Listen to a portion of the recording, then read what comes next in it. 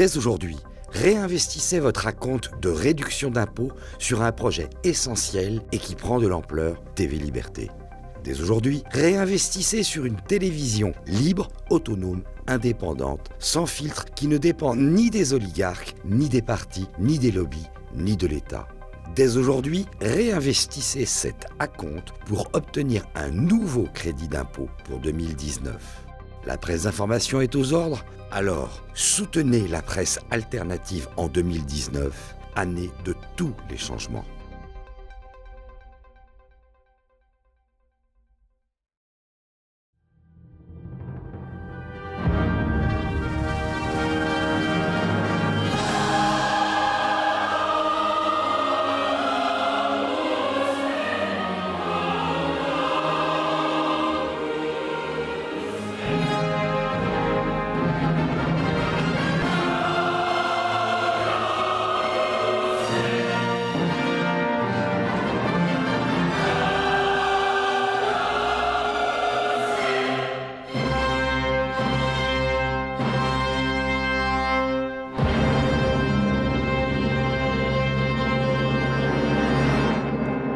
Bonjour chers amis téléspectateurs, très heureux de vous retrouver pour cette nouvelle édition de Terre de Mission, l'émission religieuse de TV Liberté. Au programme aujourd'hui, d'abord une séquence avec Adélaïde Pouchol, la porte-parole de la Marche pour la Vie, qui commence dans quelques minutes. Nous allons parler d'abord de la Marche pour la Vie. Puis, avec Samuel Arminius, nous allons parler de l'Institut qu'il vient de lancer, l'apologétique, notamment à destination des musulmans. Et enfin, nous recevrons Emmanuelle Gave, donc la directrice de l'Institut des Libertés, et qui vient parler avec nous des sujets de bioéthique qui vont nous occuper une partie de l'année 2019.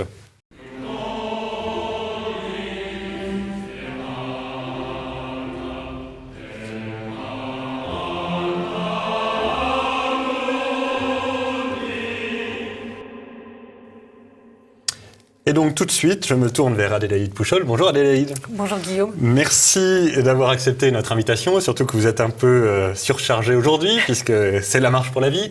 Donc vous êtes cette année la porte-parole de la Marche pour la Vie, et ça commence dans quelques minutes. C'est ça. Enfin, la marche comme telle commence à 13h30. Là, ce qui vient de commencer, c'est ce village pour la vie qui est une nouveauté 2019.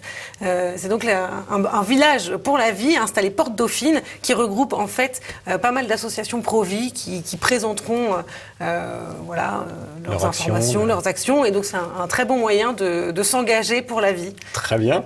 Et alors, on vous a posé la question 512 fois, mais ça sert à quoi de marcher pour la vie ?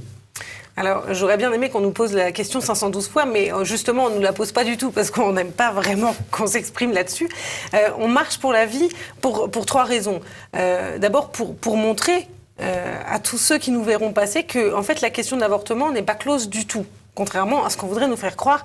Et donc, puisque cette question n'est pas close, on est là pour alerter les consciences et pour demander au gouvernement une politique vraiment respectueuse de la vie. Et je crois qu'il y a une troisième dimension qui est fondamentale, c'est qu'il faut encourager tous ceux qui se sentent seuls par rapport à la défense de la vie. Il y a d'abord les personnes qui ont été blessées par un avortement et qui ne trouvent aucune oreille attentive à leur souffrance. Et ces personnes-là doivent sentir qu'en réalité, elles ne sont pas seules. Et il y a aussi tous ceux qui, courageusement, dans leur métier, je pense aux professions de santé, ou même dans leurs associations, etc., se trouvent très seuls à porter ces idées-là et qui ont besoin de savoir qu'en fait, c'est pas si marginal que ça d'être contre l'avortement. Et le débat existe en France aujourd'hui, en fait. D'autant qu'on n'est pas d'abord contre l'avortement, on est d'abord pour la défense de la vie innocente, ce qui n'est pas tout à fait la même chose. C'est ça. Alors c'est une conséquence nécessaire, oui, absolument. Mais c'est vrai qu'on ne combat pas contre. On est pour la vie, pour le respect de la vie humaine, et normalement tout le monde devrait être pour, en réalité. Et d'ailleurs, c'est très intéressant de voir le gouvernement qui yoyote chaque fois qu'il parle de ce sujet-là, parce qu'évidemment, il est un grand fanatique de la culture de mort, mais en même temps, il n'arrive pas comme dirait Macron, ils n'arrivent pas très bien à gérer le fait qu'ils sont pour la promotion de la mort. C'est pas un truc très, très facile à assumer. Et donc, on les sent qu'ils pédalent un peu dans la semoule. Quand on les interroge sur l'objection de conscience, par exemple, ça les traumatise un peu. Ils sont pas à l'aise. C'est sûr qu'ils ont une définition de la liberté qui est extrêmement compliquée. Et c'est cette définition-là de la liberté qui a d'ailleurs permis la légalisation de l'avortement. C'est la liberté entendue comme le pouvoir de faire absolument absolument tout et n'importe quoi. Sauf qu'il y a un moment, le gouvernement, on le voit bien, avec toutes les normes qu'il nous impose, il n'aime pas vraiment qu'on fasse n'importe quoi. Et c'est un peu le serpent qui se mord la queue. Hein. Et c'est comme l'espèce de relativisme ambiant qui est très désagréable à assumer, en fait, quand on parle, par exemple, de la définition de l'embryon. Et je le vois en ce moment, les gens ne trouvent pas de consensus pour dire à quel moment commence la personne humaine. Et donc, le relativisme, à un moment, c'est quand même un problème. Parce qu'il y en a qui disent que c'est à 12 semaines, au moment du délai légal pour avorter, d'autres qui disent que c'est avant, ou d'autres qui disent que c'est la naissance qui crée la personne humaine. Donc voilà, et à chaque fois, c'est un cercle vicieux. Hein. Ouais, absolument. Et puis en plus, tout ça est complètement... c'est bancal, parce que donc, un embryon peut hériter de son père décédé, par exemple, mais en revanche, il peut pas promouvoir son droit à la vie, ce qui est un peu... a priori, le droit à la vie étant prioritaire sur tout autre droit. On voit pas très bien comment il peut avoir le droit de propriété sans le droit d'héritage, sans avoir le droit à la vie. Ça, c'est certain. Et encore, s'il y a un projet parental, il a le droit à quelque chose. Le problème, c'est les embryons qui ne sont pas l'objet d'un projet parental. Oui, c'est d'ailleurs, ça vaut pour nous aussi. Si on n'a pas de projet parental, on n'existe plus. C'est ça. Bref. Plus sérieusement, parce que c'est quand même un sujet sérieux, la défense de la vie. J'ai trouvé très amusante, entre guillemets, c'est pas forcément le mot le plus adéquat, mais je pense que c'est vous qui disiez ça il y a quelques jours, une apostrophe à Marlène Schiappa, qui est quand même la ministresse la plus intergalactique que nous ayons, je pense, en ce moment. Et vous lui disiez, si vous voulez vraiment défendre les femmes, il y a des femmes qui sont beaucoup plus persécutées que les autres, c'est celles qui sont dans le sein de leur maman. Oui. Je trouve que c'est un angle intéressant. Ça a donné des résultats ou Alors, il est toujours temps d'espérer qu'elle viendra à la marche pour la vie. Je ne vous cache pas que je ne me fais pas beaucoup d'illusions.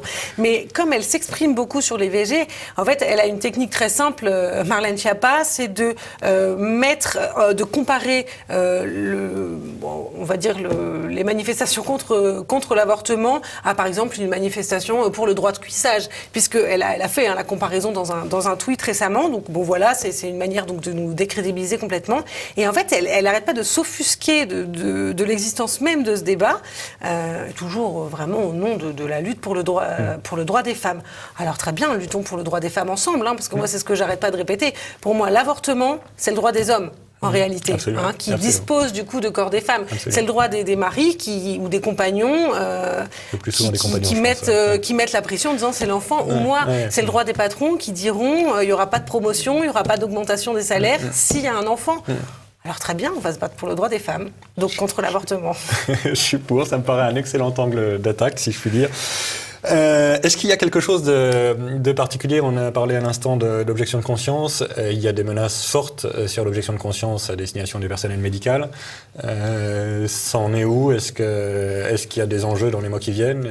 Alors, pour l'instant, le texte de loi de Laurence Rossignol est en attente, si je puis dire, mais là aussi, il ne faut pas se faire d'illusions. En fait, à chaque fois qu'il y a quelqu'un qui s'exprime contre l'avortement, à chaque fois, il y a de nouvelles attaques. Contre la liberté de conscience, ça c'est clair. Je pense aussi qu'il faut être vigilant sur un point, c'est qu'on a tendance à dire que c'est vraiment un problème qui concerne les professions de santé, et c'est vrai qu'elles sont les premières concernées, on est bien d'accord, mais en fait l'objection de conscience, elle nous concerne tous, surtout depuis l'existence du délit d'entrave numérique à l'IVG. C'est-à-dire qu'en fait, on n'a plus le droit de dire « je pense que l'avortement met fin à la vie d'une personne innocente ». Et là, on doit faire objection de conscience, en fait, on doit pouvoir dire ça encore aujourd'hui, et c'est pour ça que on reste très vigilant, et c'est pour ça qu'on a gardé ce thème pour la marche pour la vie d'aujourd'hui. Ouais. Accessoirement, c'est pas très en vogue en France pour toute une série de raisons historiques, mais il y a un vrai sujet de liberté religieuse au bon sens du terme. C'est qu'il devient de plus en plus difficile de se battre pour défendre le catholicisme, par exemple, y compris dans ses conséquences morales, si la loi nous interdit de dire que ceci est un mal, ceci est un péché, et en particulier l'avortement, qui est quand même probablement le mal le plus grave qu'on puisse avoir dans la société humaine, puisque c'est la prise de la vie innocente. Donc aucun d'entre nous n'est aussi innocent qu'un embryon. Et donc évidemment le meurtre est très grave, mais le meurtre d'un embryon est plus grave encore que n'importe lequel, quoi. Oui, et là où il y a quand même une difficulté, c'est que c'est un meurtre qui est très grave et qui, en même temps, on ne peut pas traiter une femme qui a avorté comme on traiterait absolument. un criminel, si je puis dire, normal. Parce qu'en fait, il y a une pression tellement colossale. En fait, c'est un meurtre permis aujourd'hui, enfin légal, si je puis dire. Alors, c'est pour ça que c'est compliqué. Et quand le pape avait dit que faire un avortement, c'était comme avoir recours à un tueur à gages, dans l'absolu, en théorie, bien sûr que c'est vrai. Dans les faits, une femme qui avorte, généralement, elle le fait avec les meilleures intentions du monde. Et c'est là que c'est difficile de qualifier de manière juste la nature même de l'avortement. Ouais, à la réserve près que je pense que même Madame Schiappa, pour revenir à elle, ne soutiendrait pas les avortements sous contrainte, et donc il y en a 95% à mon avis qui sauteraient instantanément si on sortait. Évidemment, c'est pas des contraintes violentes en général, mais c'est des contraintes psychologiques très fortes, et donc si déjà on faisait sauter tous les avortements sous contrainte, on aurait progressé substantiellement pour la défense de la vie. Ça c'est sûr. Et c'est assez étonnant, c'est attristant, je dirais même, d'entendre tous les promoteurs de l'avortement fermer les yeux sur la détresse. Et en fait, ils ont l'air de ne pas se rendre compte des conséquences que ça a sur les femmes. Et je ne sais pas si ces gens-là vont sur Internet, en fait, qui est quand même le lieu où on trouve après toute la misère du monde. Et tous les forums regorgent de témoignages absolument atroces. Et moi, je suis très étonnée de voir des opposants qui disent « Mais non, mais c'est à chaque fois un choix des femmes, elles ne veulent pas subir leur grossesse. » Sauf que la vraie France, elle est là. Merci beaucoup Adélaïde, et donc évidemment, chers amis téléspectateurs, il est encore temps de filer Porte Dauphine, c'est ça ? C'est ça. Porte Dauphine, et ça commence à 13h30. 13h30. Voilà, donc vous avez encore un petit moment pour rejoindre la Porte Dauphine et vous joindre aux militants qui vont défendre les enfants à naître et puis toutes les personnes qui risquent de subir les affres de la culture de mort, parce que les enfants à naître ne sont pas tout seuls dans ce cas-là. Merci Adélaïde. Merci bon courage. Guillaume.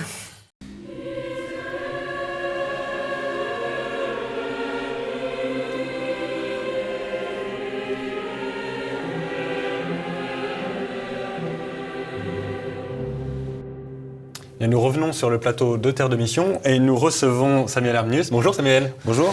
Vous venez de lancer l'EIDM. Alors qu'est-ce que ça veut dire EIDM déjà ? Alors c'est l'Institut européen pour le dialogue et la mission.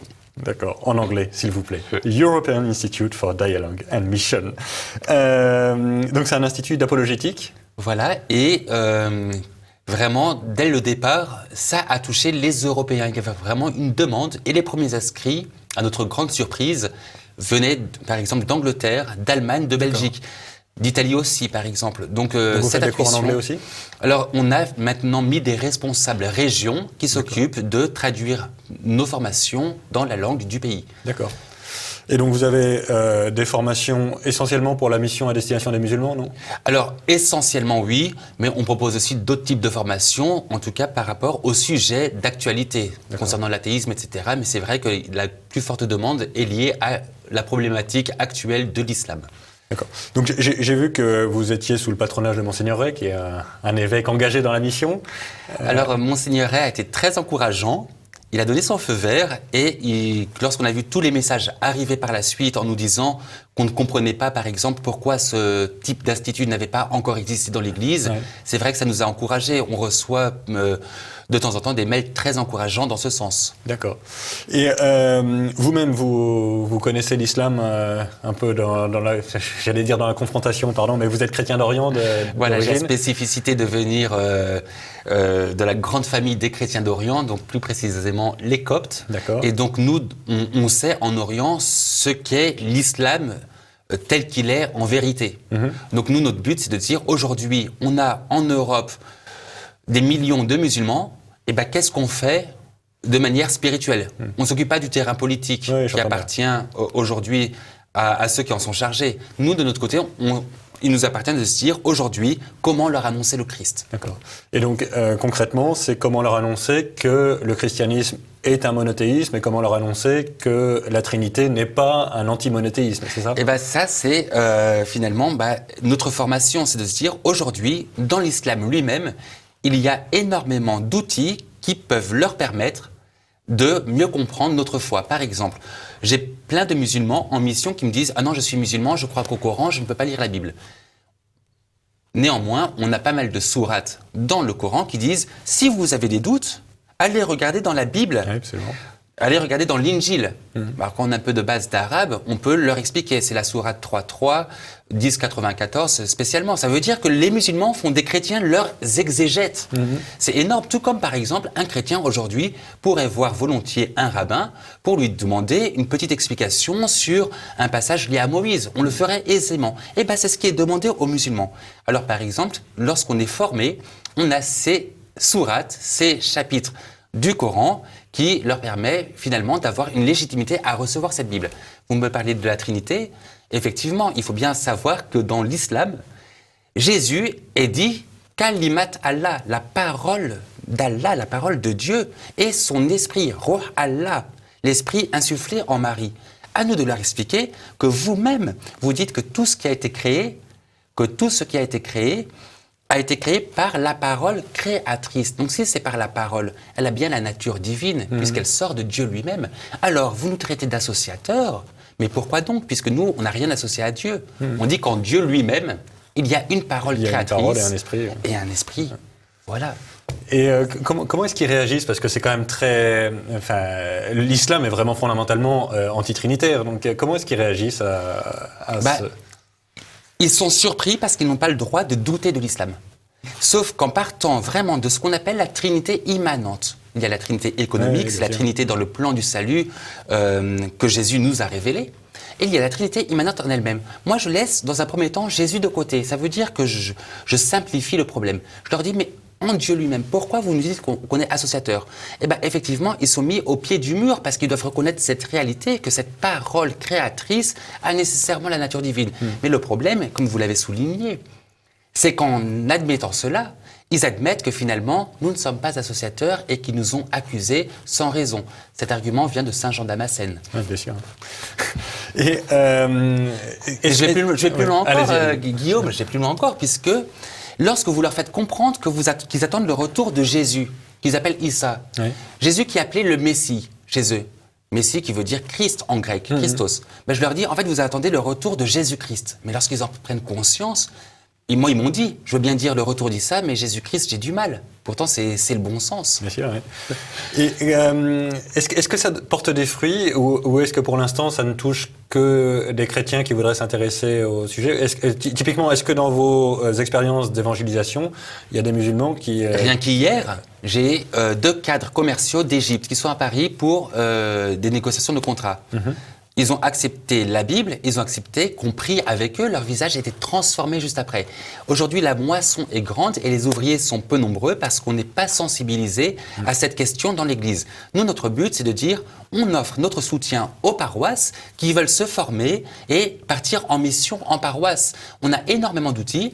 Le but, c'est de les utiliser le moins possible, mais ça peut toujours servir dans le cadre d'une discussion interpersonnelle. C'est pour ça qu'on appelle ça dialogue et mission. Pourquoi? Parce qu'on réconcilie l'approche et la reconnaissance de l'autre tel qu'il est et la mission, l'annonce du message évangélique. Vous avez beaucoup de paroisses qui vous sollicitent? Alors, on est au début de l'Institut, on est au début d'un très gros travail, mais on a déjà les premières paroisses, soit qui nous consultent pour des petites questions techniques, en me disant, par exemple, là, je suis en contact avec un musulman, comment je peux lui annoncer? Alors, les réponses sont au cas par cas. De temps en temps, si la personne est déjà venue au christianisme, c'est pas la peine de la renvoyer à l'islam, c'est plus la peine de s'y référer. Donc ça, c'est des conseils que je donne. En dehors des paroisses, on a aussi des familles. J'ai une maman qui m'a contacté en pleurs parce que sa fille est partie dans l'islam. Par exemple, les premiers conseils, c'est de renouer le dialogue. Donc nous, on travaille beaucoup sur les aspects de radicalisation. On donne des formations sur comment accompagner la personne radicalisée. Nous, ce qu'on préconise dans un premier temps, c'est de renouer le dialogue et de ne pas aller dans un premier temps sur l'islam. C'est de demander un peu le ressenti, de demander des nouvelles de la personne qui s'est éloignée de la famille. Et progressivement de lui demander finalement si elle est heureuse, de lui demander des renseignements sur ce qu'elle vit.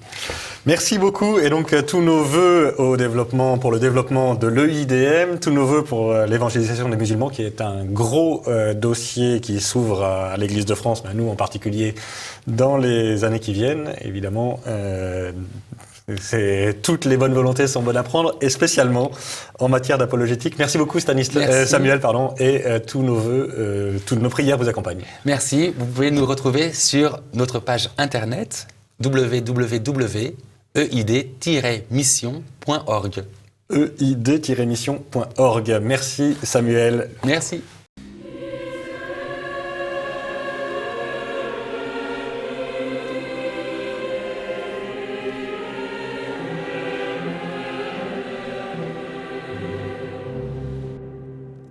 Et nous revenons sur le plateau de Terre de Mission et nous recevons Emmanuelle Gap. Bonjour Emmanuelle. Bonjour. Merci beaucoup d'avoir accepté notre invitation.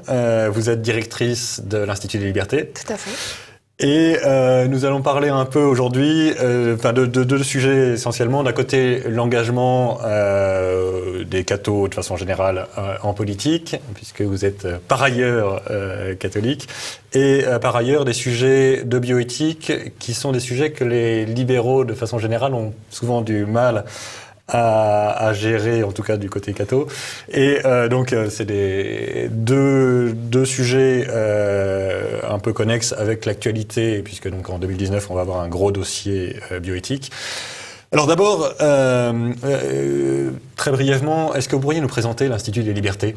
Oui, alors l'Institut des Libertés est né d'une volonté à l'origine de mon père Charles Gave, qui est un libéral parmi les braves, un des derniers des Caïmans, qui a décidé, donc il y a bientôt 7 ans, d'essayer de proposer aux Français, aux gens qui s'intéressent à l'histoire des idées, un petit peu un lieu qu'est ce site internet pour poser des questions. Donc lui, sa grande matrice centrale, c'est un petit peu les marchés financiers, mais il ne parle pas du tout que de ça, parce qu'on a tendance à oublier, mais ça a été un peu un dévoiement aussi de certains libéraux dans les années 80, que je ne citerai pas, mais dont tout le monde se souvient, de penser que le libéralisme pourrait faire fi de valeurs morales. Absolument. Or, en vérité, le libéralisme était toujours fortement ancré, avait des principes de Jean-Baptiste Say, à Tocqueville, à Bastia, et je pense qu'en se déconnectant justement dans les années 80, les libéraux, en ne pensant plus le libéralisme qu'en termes d'économie, sont arrivés à une sorte d'économétrie qui a rendu les gens complètement déconnectés, parce qu'on s'est déconnecté donc des valeurs catholiques, on s'est déconnecté d'un terrain moral qui, là, pour le coup, est plus large en ce qu'il est judéo-chrétien. Donc on pourrait aussi, on ne les a pas garder un certain monde du côté des Juifs que nous n'avons pas gardé, puisqu'il y a toute cette pensée, aussi le même socle qui remonte à Aristote, Platon. Et donc, en fait, notre idée, c'était un peu de réexpliquer aujourd'hui ce qu'était le libéralisme et surtout s'affranchir d'un certain diktat américain, canadien qui voudrait prôner en fait le mot libéral dans une acceptation un peu à la Trudeau, ce qui n'est pas du tout en fait le... Ou à la Macron d'ailleurs. Ou à la Macron, ce qui n'est pas du tout notre libéralisme. J'avais cru comprendre. Sinon d'ailleurs il y a assez peu de chances que vous auriez été reçu sur ce plateau. Oui. Mais, donc ça c'est pour l'Institut des Libertés, évidemment c'est un peu l'idée que j'avais derrière la tête en vous invitant, c'est que donc beaucoup de libéraux disent en gros faites comme à chacun sa vérité, faites ce que vous voulez, tout ça n'a aucune importance. C'est clairement pas votre cas. Et donc en particulier sur les sujets de bioéthique, comment est-ce que vous vous situez? Parce que d'un côté il y a la défense de la liberté individuelle, ce qui est un fondamental du libéralisme. De l'autre côté il y a une loi naturelle, donc un embryon ça n'est pas rien. Et donc comment est-ce que vous gérez les deux facettes, si je puis dire? Alors, je citais Platon tout à l'heure. Platon, dans Phèdre, mettait cette dichotomie en disant que l'homme, à la source, était toujours séparé entre deux envies. L'envie du désir qui naissait du plaisir et l'envie acquise, que l'on acquiert en société, de vouloir faire le bien. Si l'on part de ça, on constate aujourd'hui qu'on arrive dans une société en fait, qui est menée par la loi du désir. C'est-à-dire qu'en contractualisant le désir, en voulant en faire ce qui devrait être à l'origine de la loi, on revient sur tout ce qui était le travail du législateur éthique et de la civilisation depuis la nuit des temps, qui n'était pas mené par une idée de désir, mais par celle du bien. C'est en tendant vers cette idée du bien. Je pense que le catholique, dans la société aujourd'hui, peut faire le bien autour de lui, de différentes façons, en élevant ses enfants, en étant lui-même un bon collègue, un bon confrère. Il y a mille et une façons de s'investir dans la société. Mais je crois qu'aujourd'hui, notre devoir, dans la mesure où nous avons analysé que certaines personnes essayaient de prendre aujourd'hui la loi pour en faire un instrument du désir collectif, du désir individuel, je pense que c'est là où nous devons, nous, catholiques, chrétiens même, se poser la question en nous disant il nous incombe de nous investir dans la vie de la cité parce que c'est en fait notre civilisation qui est en train de tomber par cet affranchissement des valeurs qui sont les nôtres. Absolument. Et donc, concrètement, vous allez vous opposer à la PMA pour toutes, enfin dite pour toutes, à la GPA, à ce genre de choses ou... Alors, à titre personnel, je pense que cette histoire a assez duré, que ça suffit. Il faut un petit peu arrêter de prendre les enfants du bon Dieu pour des canards sauvages. On nous a dit, oui, mais le mariage pour tous, c'est une question de droit. On nous a dit, non, il faut arrêter. Voilà. Donc la PMA, la GPA, évidemment, je m'opposerai à titre personnel pour toutes les raisons dont on va peut-être parler. Que ce soit de la contractualisation du corps des femmes, sans même faire entrer ma foi, c'est simplement même sur un point de vue légal, on ne peut pas juridiquement m'expliquer que la chose et la personne seraient la même chose. On arrive à une profonde remise en cause de tout ce qu'on appelle en droit la summa divisio. Rien que ça remet en cause toutes nos valeurs civilisationnelles, parce que c'est une atteinte à notre code civil, qu'on peut aimer ou ne pas aimer, mais en tout cas c'est le socle quand même de toutes nos relations contractuelles et humaines. Et je pense que la vision de certains libertariens qui consiste à dire, en gros, à partir du moment où je contractualise quelque chose, l'aboutissement de mon désir doit avoir lieu, parce qu'on ne penserait la société qu'en termes de commercialisation, est extrêmement grave. Parce que qu'est-ce qui se passe en définitive? Si le but, c'est d'avoir un contrat optimal, le contrat optimal, sur quoi porte-t-il? La délivrance d'un enfant qui lui-même sera optimal, qui soit le plus grand, le plus beau, le plus fort, le plus intelligent. Et que se passe-t-il donc s'il n'y a pas de rencontre entre l'offre et cette demande? Si votre enfant n'est pas aux normes, que se passe-t-il? On le renvoie à l'expéditeur? On l'euthanasie? Plus vraisemblablement, oui, parce que l'expéditeur, a priori, ne le gardera pas. Non. Et il est prévu dans les contrats de mère porteuse qui sont une atteinte aux libertés fondamentales, parce que personne ne se pose jamais la question des contrats. Le professeur Friedman, René Friedman, qui était l'inventeur, qui a été le premier à faire les bébés éprouvettes, en parlait et le dit très bien. Il dit, mais personne ne lit ces contrats. Ces contrats sont une atteinte à toutes les libertés. Absolument. Les mères sont empêchées excusez-moi, mais d'avoir des relations sexuelles, sont empêchées pendant 9 mois, sont empêchées de manger comme elles veulent, donc on leur dicte jusque d'avoir des régimes végétaliens. Et il est prévu dans ces contrats que si l'enfant venait à être anormal, c'est la mère qui doit financer l'avortement, etc. Qui doit le garder. Ouais, et même si la mère porteuse est en état de mort cérébrale, il est prévu, ce qui est absolument immonde, dans les contrats, qu'on doit la garder rattachée aux machines jusqu'à temps que l'enfant puisse naître. On arrive à un niveau de sordide et personne ne donne jamais la parole aux esclaves, on donne la parole qu'aux maîtres. On donne la parole comme Marc-Olivier Fogiel, on ne donne pas la parole aux femmes en Inde dans un bidonville de Calcutta. C'est toujours pareil, moi j'aimerais bien les entendre ces femmes. Oui, c'est sûr. Alors, nous arrivons au terme de cette discussion, mais il va falloir la reprendre parce que, encore une fois, je pense qu'une partie des sujets qu'on vient d'effleurer vont être à l'actualité pendant les mois qui viennent. En tout cas, je trouve très intéressant d'aborder la question de la bioéthique. Et sur ce plateau, on l'aborde souvent sous l'angle de la défense des valeurs chrétiennes. Je trouve intéressant de le défendre aussi sous l'angle du droit public et des libertés individuelles, parce que c'est aussi un sujet de droit public et de liberté individuelle. Et je pars souvent par ce truchement, parce que je me dis qu'on ne peut rien opposer à ça. Et on peut aussi, du coup, avoir toutes les femmes, si on parle des libertés, absolument, et tous les juristes. Absolument. Et je pense aussi que dans notre société, on ne parle pas assez souvent du droit. L'économie s'est déconnectée du droit après mai 68, ce qui a été un immense tort. Et je pense que pour aussi ancrer les valeurs, l'éthique, le droit sont des notions très importantes. Absolument. Voilà pourquoi j'en parle souvent. Merci beaucoup, chère Emmanuelle Gave, donc directrice beaucoup de l'Institut des libertés. Merci pour votre travail et pour votre engagement. Merci à vous.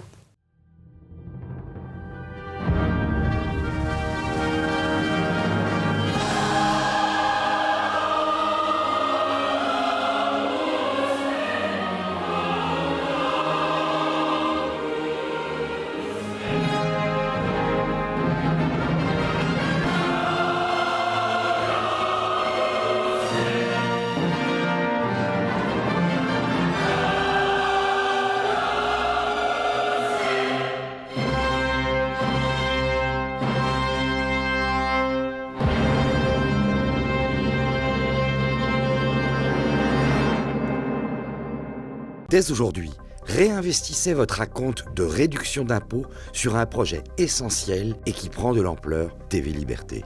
Dès aujourd'hui, réinvestissez sur une télévision libre, autonome, indépendante, sans filtre, qui ne dépend ni des oligarques, ni des partis, ni des lobbies, ni de l'État. Dès aujourd'hui, réinvestissez cet acompte pour obtenir un nouveau crédit d'impôt pour 2019. La presse d'information est aux ordres? Alors, soutenez la presse alternative en 2019, année de tous les changements.